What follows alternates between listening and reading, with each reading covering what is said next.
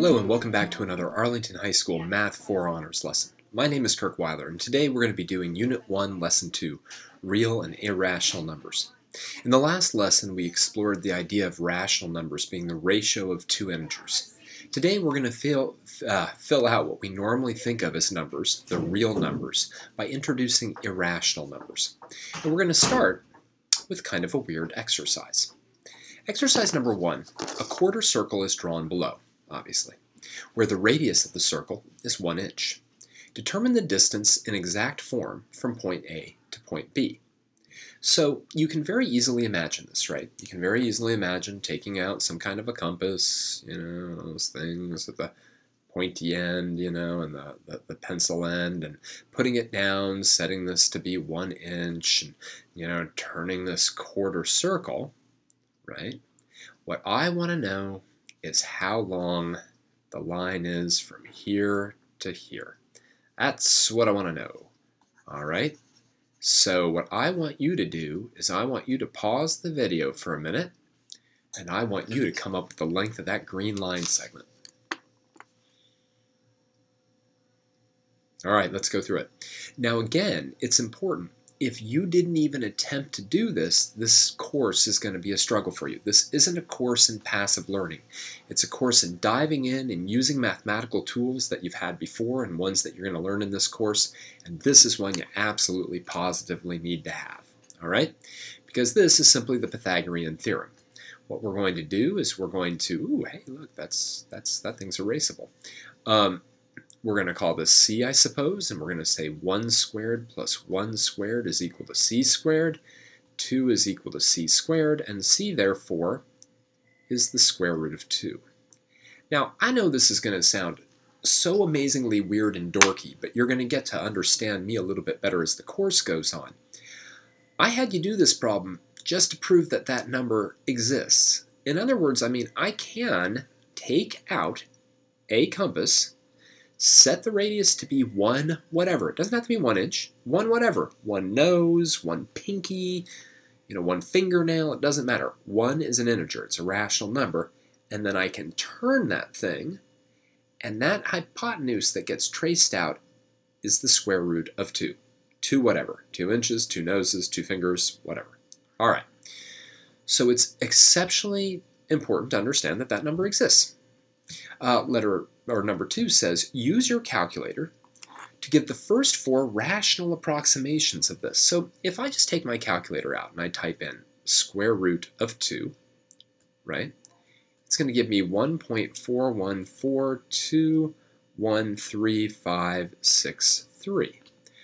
All right, now you know that rational numbers from previous courses aren't just ones that are the ratio of two integers, but they also have decimal expansions that either terminate, like 0.25, right, or they repeat, like 0.3, right, or like 0.123, 123, 123. That's also a rational number, all right? This one I'm not seeing much, right? The first 4 rational approximations, well, the first one would be 1. Right? If I just went, oh, yeah, there we go. Yeah, square root of 2 is about 1. Or I could say it's 1.4, which would be 14 to 10, which would be 7 to 5. That's a decent approximation for the square root of 2. Or I could say 1.41, which would be 141 to 100. That's not very interesting, because it doesn't reduce. I could say 1.414. In which case, that would be, that was weird, be 1,414 over 1,000, which does reduce, but I think I'm just going to keep it like that. So we can certainly take this number, which is a little weird because it doesn't seem to terminate or repeat, although maybe it starts to repeat just off our calculator screen. And we can certainly approximate it by using rational numbers, ratios of integers. But the thing is, it itself is not a rational number, and we're going to prove that in just a bit. It's what's known as an irrational number. Irrational numbers, right, A lot of students have lots of definitions for these. Most of those definitions aren't really the true definition of an irrational number. You know, people will tell me, yeah, an irrational number is a number whose decimal approximation never repeats and never terminates. Yeah, that's what it looks like. That's like me asking, what is the sky? And people saying, it's something that looks blue. Well, yes, that's true, but it's not really what the sky is. All right, an irrational number is very simple. An irrational number is just not rational. It's just not rational. And what is a rational number? Oh, a rational number is the ratio of two integers. Right? Two integers. So an irrational number is simply a number that can't be written as the ratio of two integers. Now, that's actually kind of deep, because if you think about what it means to divide, right? It means to kind of like take a whole and start to slice it up into pieces. And each one of those pieces is p divided by q. You know, so if you think about unit fractions like 1/2 and 1/3 and 1/4, right? Here we're taking a whole, right? We're dividing it up into two pieces, and there's my 1/2, right? Or we're taking a whole, and we're dividing it into three equal pieces, and there's 1/3. So it seems really rather odd that there could even be numbers out there that we wouldn't be able to hit by simply slicing and dicing our whole into really, really tiny chunks. And yet there are numbers like that. And we're going to prove it right now. So I'm going to clear out this text. All right. Now, what you're going to see next is one of the most classic proofs in all of mathematics. Students at this level, with their background and their ability level, can handle this. All right. We are going to prove that the square root of 2 is not a rational number. And we're going to use a method called an indirect proof, also known as, aka, a proof by contradiction. All right, I love these. And I love this proof, but it's long, okay, so bear with me. Here we go. All right, so I want to prove that it's not a rational number. So what I'm going to actually do is I'm going to assume that it is. Assume the square root of 2 is rational. All right. Well, if the square root of 2 is rational, then I can write it as the ratio of two integers, right? Where p and q are integers and p divided by q is reduced. Now, believe it or not, this is a very important part of the proof. All right. So in other words, I'm assuming that the square root of 2 can be written like 7/2 or 5/3 or something like that. All right. And I'm going to assume that when I write it, it doesn't look like this. All right. That's not allowed, that it's actually been reduced. So that's very, very important. All right. So I'm going to assume that the square root of 2 is written as p divided by q. Well, if that's the case, then I can square both sides, and I can say that 2 is equal to p squared divided by q squared. Well, that's then going to let me believe that p squared is 2 times q squared. All right, just bringing this up here, right? Little elementary algebra. Okay, but that means that p squared is an even number. P squared must be an even number because it's got a factor of 2. That's what it means to be an even number. Now I want you to think about this. I take an integer and I square it and I get an even. What kind of number is the original number? P must be even.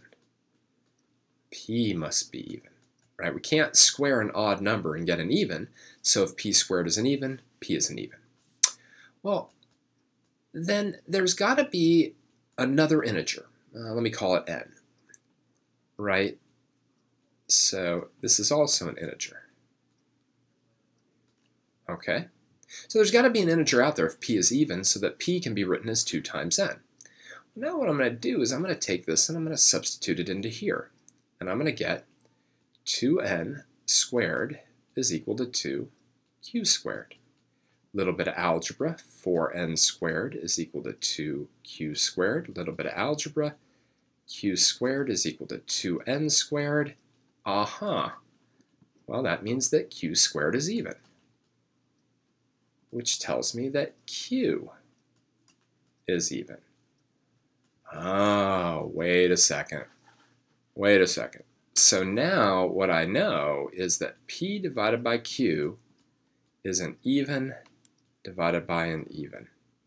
Kind of like 10 divided by 6. And this is our contradiction.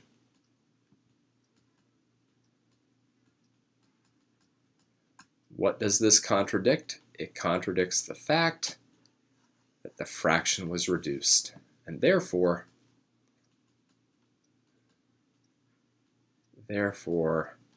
square root of 2 cannot be written as p divided by q. That is a classic proof. Every single person who has ever gotten a math degree ever has had to learn that proof, memorize that proof, understand that proof. It's a proof for the books. All right, the establishment of irrational numbers.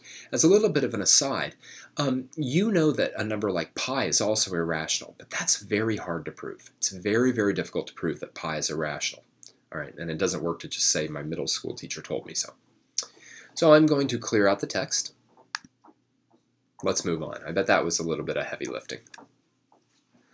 All right, so we now have actually all the numbers, because the number system that we're going to work in this year is the real number system. All right, the real numbers. And the real numbers are made up by taking the rational numbers, all right, and unioning them, joining them, this is called the union, with the irrational numbers. All right, it kind of makes sense. If I take all the rational numbers and I join them with all the numbers that are not rational, then I get all the numbers. All right, all the numbers. Now, there is another type of number out there. There's actually more than another type, but we're going to just stick with the ones you've heard of, called the complex numbers. All right, we are not going to deal with complex numbers in this course. No i's in here, no little case i's, that is. All right. Now, it's kind of interesting because there's this hierarchical relationship between numbers, right? We talked about this a little bit last time. The natural numbers are all contained within the integers. The integers are all contained within the rational numbers.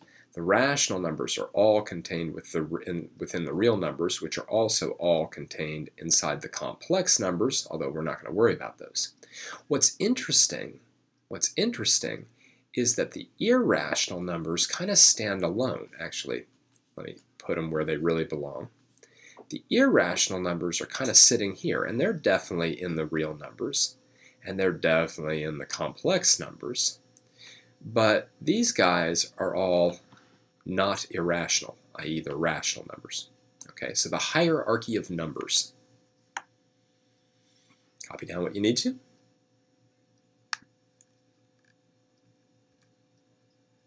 All right. Exercise 4 is kind of a philosophical question again. I'm hitting you with heavy stuff today.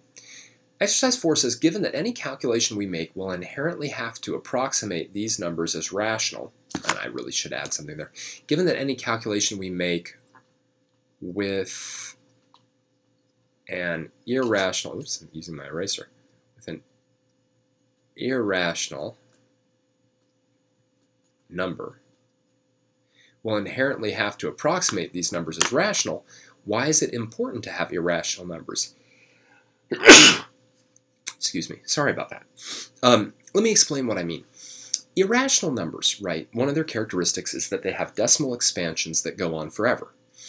Therefore, no computer and no calculator ever does any calculation ever with an irrational number, because it would take an infinite amount of memory to store that single irrational number. So it never happens. Don't get me wrong, they probably use a rational approximation that's accurate to maybe even 20 decimal places, very accurate. But it's still not the actual number. So given that we never actually do calculations with irrational numbers, why not just ignore them? Why even torture students with them? Why bring them up? All right, here's why.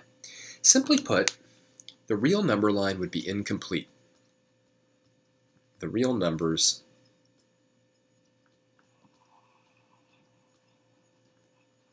would be incomplete. In fact, it would almost be like if you took a real number line. You've seen number lines, 0, 1, 2, 3, right? If we took a number line, we'd have holes everywhere. Like literally, it'd be like, yeah, take out, take it out, they wouldn't be that big a hole. I wish I could erase a little bit smaller. Apparently my eraser, actually maybe my eraser saw, oh hey, I could have made it small. Oh well. You learn something new every day. So, there would have been little holes all over the place in the number line. We may not have even realized there were holes, but there would have been. And that's a problem. We want the real number line to be what's called continuous. We want to have numbers that are like squished up against each other. So we need the irrational numbers to fill out that number line. One of the great ironies of all of this is that the irrational numbers outnumber the rationals by infinity to 1. All right, we'll talk more about infinity later on in the course, but there are so many more irrational numbers than there are rational. Anyway, I'm going to clear out the text, and we're going to talk about the last topic today. All right, continuous versus discrete quantities and variables. This is very, very important. When we measure things, and we talk about things that vary, i.e. variables, not just X, Y, Z kind of stuff, but things that vary. The temperature in a room, the amount of money that I have in my bank account, the amount of hair that I have on my head. When we talk about things that vary, they fall into really two groups: continuous quantities and discrete quantities. Here's the way that you really want to distinguish between them. All right, picture something in your head that you can measure a value for, and then allow that thing to change, let's say, over time. The question is, as it goes from one value to, let's say, a value 5 minutes later, does it have to pass through all the values in between? If so, we would call it a continuous quantity. If, on the other hand, it can start at a value and then skip real numbers, it can skip over things, then we would call it a discrete quantity. All right? So if it has to travel through all the values in between, continuous. If it can skip values, discrete.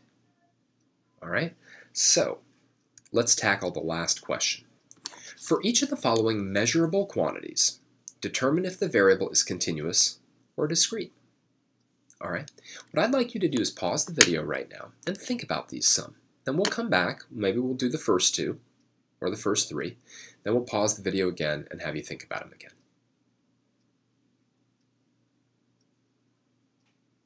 All right, let's go through them. The first variable, maybe one of the most important of all, time. Time is something that we measure all the time. When we take out a stopwatch, when we put a timer on the oven, anything like that, we're measuring time. Time is quite possibly the most important of all continuous variables. All right? You can't jump in time, right? When I sit here and I think about moving through time, right? I don't get to skip from one moment to a moment 5 minutes later. Okay. Let's talk about temperature. Let's say that you had a cup of coffee. Or better yet, let's say that I had a cup of coffee. Or maybe I had a problem with my ear. I don't know. And let's say it's cooling down, right? And I stick a thermometer in it. I don't know why I thought that looked like a thermometer. Anyway, I stick a thermometer in it. Right? So maybe it starts off at 200 degrees Fahrenheit, and I start drinking it when it's like 105 degrees Fahrenheit. Can it skip temperatures? Can it go from like 200 to 190 to 160 to etc.? Or does it have to pass through all temperatures in between? It has to pass through all temperatures in between. So this is another example of a continuous quantity. Oh, that's the phone. I'm going to have to pause the video, and we're going to have a little cut. Hey! So somehow I managed to delete the text in the process of answering the phone, but I'm back. I think what we had at this point, right, was that we had time was a, whoops, uh-oh, boy, this is going downhill fast. Let's try that again. Here we go. So I think what we had was that time was a continuous quantity. I believe temperature was also a continuous quantity. How about a bank account balance? Let's think about this. Let's say that I had $500 in my bank account today. And then let's say in 1 month, let's say I had $650. Did I have to hit every real number in between? Every real number in between, did I have to hit it? And the answer is clearly no, right? Clearly no. So this is a discrete variable. All right? So here's what I want you to do. I want you to pause the video again, think about the last three, and then let's talk about them. All right, we're back at it. Population. Population of what? Doesn't really matter, right? Let's say we're tracking the population of deer. Maybe the population of deer is 147 in some county, and maybe like a year later it's 163, right? This is most certainly, again, a discrete variable, right? I can't have a fraction of a deer. I'm not going to have an irrational deer. I mean, don't get me wrong, deer are irrational all the time and seem to be attracted to my bumper. But it's most certainly a discrete. Almost all population is discrete. I can't think of a situation where population would be continuous. How about the price of a gallon of gasoline? The price of gasoline per gallon, right? You know, I drive into town today. Maybe I see that it's $3.79 per gallon. Hey, it's the bell. Then maybe a week later I drive in and I see that it's $3.84. Did it have to pass through every number in between? The answer is no. So it's again discrete. Wind speed. Yeah, you're outside, you're flying a kite. The wind is blowing at 22 miles per hour. You know, you start flying the kite for a little while, the wind speed drops just to make you frustrated, or at least it does to me, and it drops down to 8 miles per hour. Do we have to pass through every number in between? Yes, we do. So that would be continuous, right? All right, I'm going to clear out the text here in a minute. All right, there it goes. Let's finish up. All right, so that was Unit 1, Lesson number 2, Real and Irrational Numbers. The number system is very important. It obviously underlies all of mathematics. We want to understand what the teacher is talking about when he mentions integers, rational numbers, natural numbers, irrational numbers, and especially real numbers. All right. But hopefully these 2 days have helped out in that a bit. For now, let me just say that this has been another Arlington High School Math 4 Honors lesson. My name is Kirk Weiler. And until next time, keep thinking and keep solving problems.